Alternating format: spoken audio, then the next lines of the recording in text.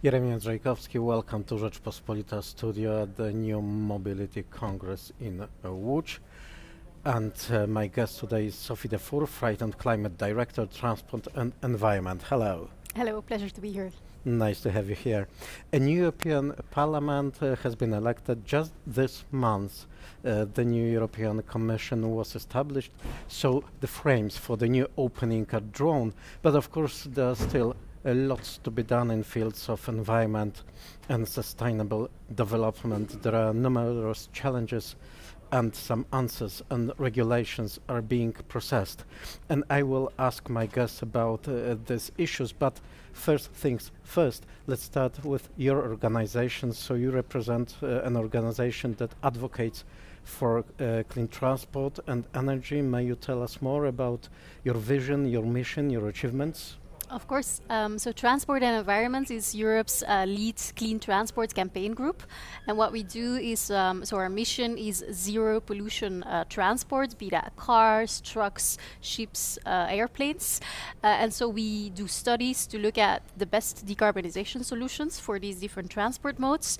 And then we do advocacy with the European Commission, the Parliament, and also the member states to try and get better regulation, better financial frameworks to enhance decarbonization in Europe.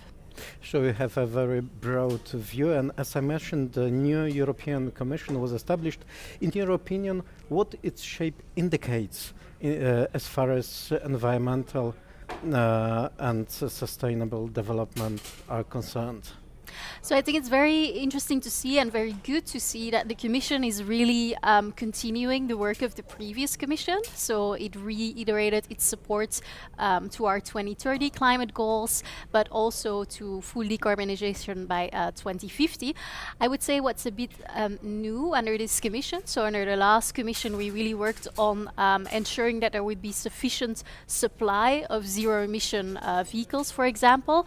And now the new Commission is looking more at the whole industrial policy around that, so looking at lead markets in terms of demand, looking at energy networks, and more the infrastructure challenge maybe of things.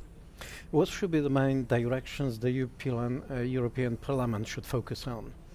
So when it comes to road transport, I think some of the really important elements that have also been highlighted by the new Commission as something that they want to focus on is to ensure that there is sufficient demand. And I think two main ways that this can be done is one, to look at large corporate fleets, so both car fleets, van fleets, and truck fleets, and to have zero emission targets for those fleets. So that would mean that by 2030, for example, they need to have for cars, for leasing companies, 100% electric vehicles in their offer.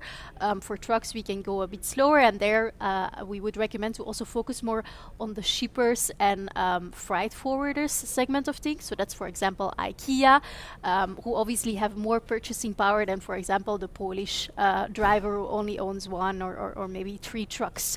So really creating and ensuring that demand for electric vehicles. And then on the other hand, I think also the social angle is something that requires more focus. And here we think the scheme that has been implemented in France is really, really interesting in that regard. So what they have done is that they offer low-cost leasing of electric vehicles to lower income households. So basically for the price of 100 euros per month in France, and I think if you imply it in Poland, you could do it probably a bit cheaper. The government has negotiated prices with leasing companies, with manufacturers, to be able to offer affordable electric vehicle to lower incomes. And I think this is really something where the Parliament and also the European Commission can do a lot more to steer countries in that direction, to offer them support, and also to offer them financial resources to do this, which can be done through the Social Climate Fund that will be available as of next year. What do you expect the European legislation should focus on? What are the priorities in your opinion? So I think the two elements that I mentioned before are very important elements, and also elements that Poland could really shape during its presidency of the European Union next year. In addition to this corporate fleets demand and the social leasing, I would say a next big frontier is also grids and charging networks. This has also been highlighted by the recent report by Mario Draghi, that we really need to reinforce our grids. There needs to be more both public and private funding for that, but especially, and this is where I think Europe can play a role, the permitting procedures need to be shortened so that it's much quicker that you get a response, whether in a certain location the power capacity is going to be available, yes or no, by what time frame, how can it be scaled up, to offer transparent maps of where the different power outputs are available. And I think this is something where a lot of member states, including Poland, could still step up with the help of the Commission.